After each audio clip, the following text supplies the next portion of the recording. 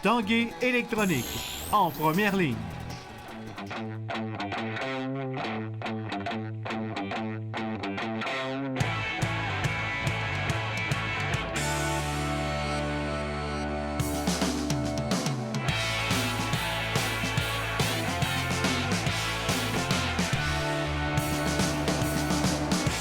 Salut, ici Jonathan Fournier et je vous souhaite la bienvenue à l'Esprit sportif. Aujourd'hui à l'émission, revenons sur la victoire des Remparts de Québec hier soir du côté de Drummondville contre les Voltigeurs.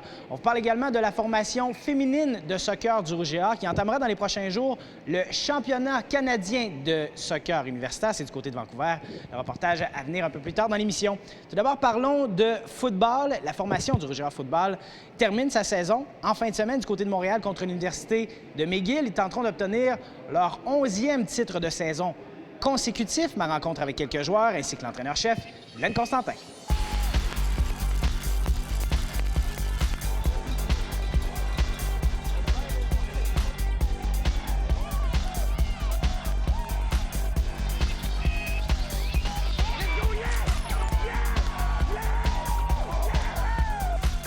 Pour revenir sur la semaine dernière contre Sherbrooke, c'est une partie qu'on se devait vraiment de gagner pour se mettre en position pour pouvoir finir en première place. Puis on a entamé la semaine de préparation de façon vraiment sérieuse. Puis on l'abordait vraiment comme une partie de séries éliminatoires.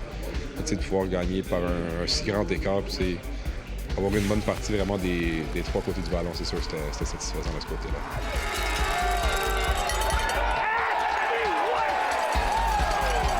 Concernant les bonnes performances de Mathieu Betts, il était au rendez-vous vraiment?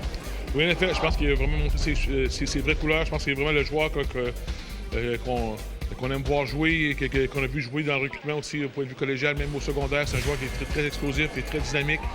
Peut changer vraiment l'aspect du match, seulement en défensive pour nous, à lui seul.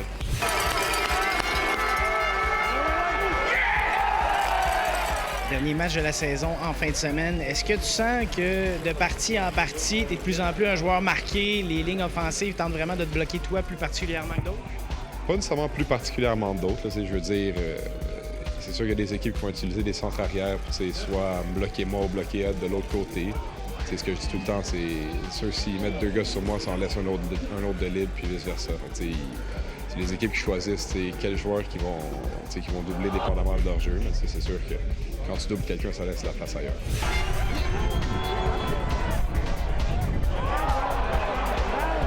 Parlons de l'état de santé d'Anthony Dufour. Comment ça se passe pour lui?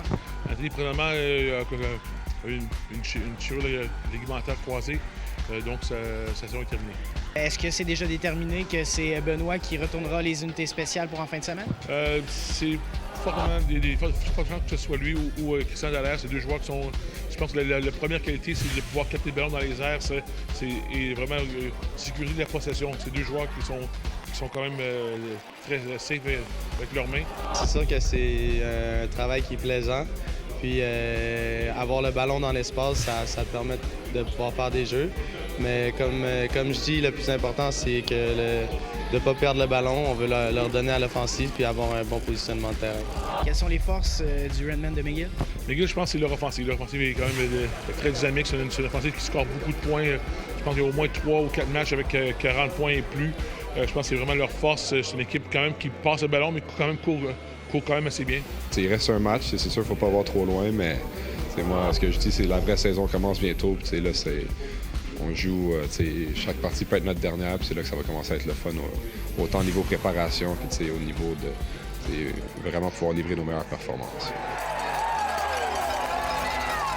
Le match de samedi contre McGill va déterminer le championnat de la saison. Est-ce qu'on y pense un peu avant? C'est important pour donner le ton pour les séries? C'est certain. Je pense qu'on ne parle pas de championnat, on parle de performance pour nous. Je pense que c'est un match qu'on se doit de bien jouer pour plusieurs raisons. On veut rentrer dans les séries avec le bon pied devant. Donc, c'est important pour nous de bien se préparer, avoir aucun relâchement malgré la semaine de relâche. On parle souvent de ça en joke, mais il faut que les joueurs soient focusés. Et on a jusqu'à une très bonne semaine. On se doit de jouer un bon match. Et si on joue un match, on devrait gagner et en même temps sécuriser les premiers rangs. Hugo Richard, son 3e de la saison. C'est au centre Marcel Dionne de Drummondville que s'alignaient les Remparts de Québec hier soir face aux Voltigeurs devant 1800 spectateurs. C'est Olivier Garneau qui ouvre la marque pour les Diables Rouges à la 3e minute de jeu sur un retour de lancer. Toujours en première période, l'ancien des Voltigeurs, Mathieu Boucher, enfile le 2e but des Remparts, non pas en avantage, mais bien en désavantage numérique. Début de 2e période, ça ne s'améliore pas pour l'équipe locale. Défenseur Aaron Dutra des Remparts marque sur une passe de Nicolas Brouillard qui connaît jusqu'à maintenant une très belle soirée. 3-0 Québec.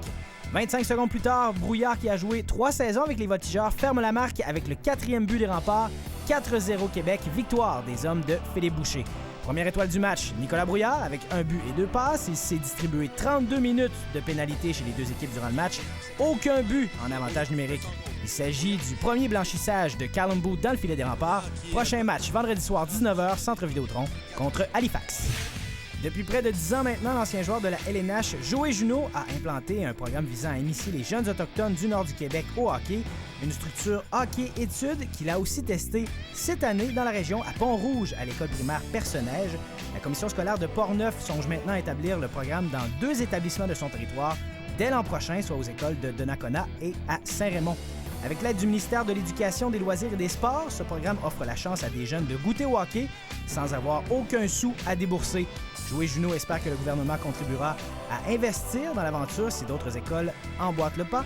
Le programme a fait doubler les inscriptions du hockey novice dans la région de Pont-Rouge cette année.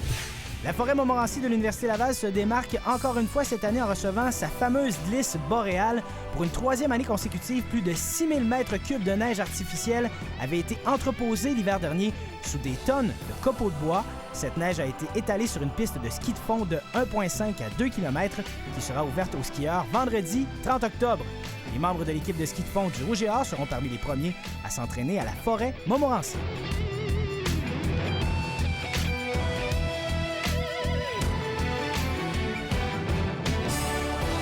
Après la pause à l'esprit sportif, le Rouge et Or soccer féminin au championnat canadien.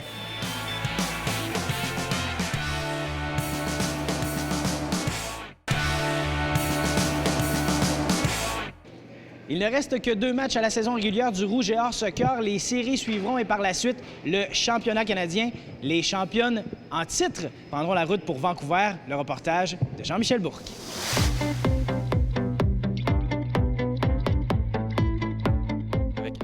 Duarte, qui est l'entraîneur-chef de cette formation du Rouge et Or, l'Université Laval, les filles au soccer. On a gagné l'an passé, on a un peu cette pression-là peut-être de vouloir gagner à nouveau les championnats canadiens. Vous êtes maintenant qualifiés.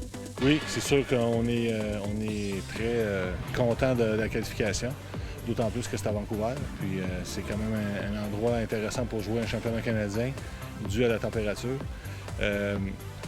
On a cette pression-là parce qu'on sait que toutes les équipes nous attendent cette année. C'est différent des années passées. C'est une situation à laquelle on n'était pas habitué de faire face à la défense du titre à chaque match parce qu'en fait, les équipes qui jouent contre nous, ce qu'ils veulent, c'est de battre les champions canadiens. C'est différent des années passées où des fois les équipes nous prenaient peut-être plus à la légère. Là, c'est pas le cas. Ils nous attendent de pied ferme. Mais c'est sûr qu'on a une certaine pression. Les équipes, comme juste dans la Ligue cette année, on l'a vu, là, ils nous attendaient énormément en termes de bloc défensif bas.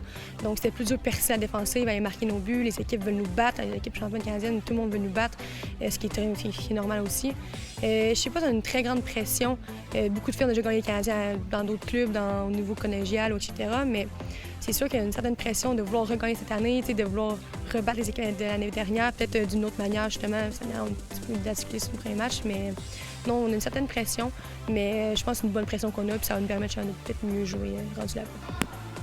Il reste quand même 2 matchs à la saison, les séries. Comment garder les filles alertes par rapport au reste de la saison? Parce que ces matchs-là sont aussi importants, même si on est déjà qualifié. Bien, c'est sûr que gagner le championnat provincial, c'est important. Ça nous donne un meilleur classement au championnat canadien. Même si on est champion de la saison, si on ne gagne pas le championnat provincial, on est classé 2e du Québec. Donc, on a un meilleur tirage au sort pour la suite. Donc, c'est important pour nous de gagner. Les 2 matchs qui restent, bien, on est dans une séquence de 36 matchs sans défaite, donc c'est sûr qu'il faut gagner les 4 prochains. En fait, si on gagne les 4 prochains, ce serait 40 matchs sans défaite. Et ce serait quand même un exploit parce que je pense que c'est pas arrivé souvent dans l'histoire du soccer féminin universitaire qu'une équipe ait réussi à jouer autant de matchs sans en perdre un seul. Dans quelle mesure, l'an passé, le fait de jouer devant ses partisans ici à l'Université Laval, ça vous a peut-être aidé? Et là, cette année, vous êtes en terrain inconnu. Comment comparer les deux situations? Oui, c'est certain que l'an passé, il n'y a aucun doute que ça nous a transporté de jouer dans les partisans, surtout qu'il y en a eu vraiment beaucoup. Ils étaient très enthousiastes. Les filles ont eu un surplus d'énergie constamment. Cette année, on joue dans un milieu hostile, si on veut. L'équipe qui est classée numéro 2 au pays, c'est UBC. On joue chez eux. Et on joue chez eux. Fait que, donc, ils sont classés dans le top 10 canadien. On joue chez eux. Ça risque d'être l'inverse. Il va falloir travailler au niveau mental autrement qu'on l'a fait l'an passé, sachant qu'on n'aura pas beaucoup de partisans pour nous là-bas. Bien sur l'an passé, quand tu avais marqué 3 buts avec la foule, tout ça. Comment tu as vécu ça? J'imagine que ça a changé un peu ta carrière de soccer. C'est mes plus beaux souvenirs que j'ai du soccer, puis je pense que ça va le rester pour un long moment. Je joue à championnat canadien à la maison. C'est la seule fois, je pense, dans ma vie que je vais avoir à vivre ça, surtout universitaire comme ça. Puis qu'on ait gagné 5-0 en finale contre l'équipe qui avait gagné pendant 2 ans, ça c'était encore plus exceptionnel. Devant ma famille, devant mes parents, j'y croyais pas. Le premier but, c'était bien. Deuxième, j'y croyais toujours pas. Le troisième, c'était vraiment le momentum du match. Là, puis j'ai eu la chance un peu, là, mais ça s'est bien passé vraiment. Ça a été le plus beau souvenir, je pense, de notre expérience au niveau soccer. Là. Chez nous, avec la foule derrière nous, toutes les équipes rougeards étaient présents. Nos parents, ils ont encore des frissons, je en parler, puis à checker les photos, puis les vidéos d'année dernière. Donc ça a été la plus belle expérience, je pense, de notre vie là, à vivre. Là. Comment vous comparez vos deux équipes, celle de l'an passé versus celle de cette année? Ça ressemble beaucoup. Je dirais que celle de cette année est beaucoup plus expérimentée, étant donné qu'on a gagné un championnat canadien. On a quand même fait face à différentes situations où on tirait de l'arrière, on a été capable de revenir de l'arrière. Ça, c'est un plus, parce que si jamais ça arrive, je crois que les filles vont garder leur calme, vont être capables de gérer le match et d'essayer de revenir, puis il n'y aura pas de panique. Vendredi, le 30, on joue contre McGill ici à domicile.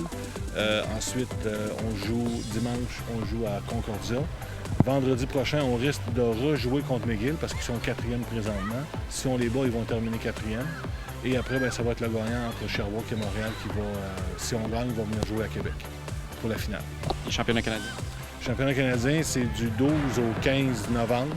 Et nous, on partirait le 10 et on reviendrait le 15 au soir avec le trophée. On l'espère. On vous le souhaite.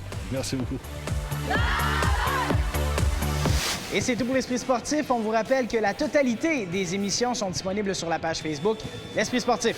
Ici Jonathan Fournier, on se dit à demain. Ciao!